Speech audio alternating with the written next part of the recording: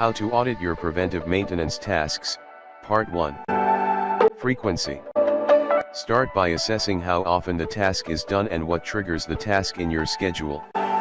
Tweaking the frequency is one of the easiest ways to increase the impact of your time and money. There is one main question to answer at this stage: should the task be done at a higher, lower, or the same frequency? Equipment criticality. Equipment criticality is crucial for prioritizing tasks in your equipment maintenance program.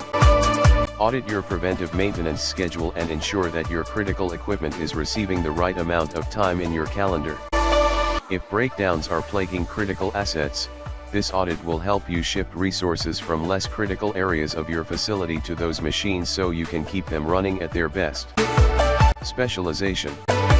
Examine each of your preventive maintenance tasks for the level of specialization needed to complete the work. The more specialization needed for a task, the less leeway you have for it in your schedule, as you'll have to align it with the availability of a specialist.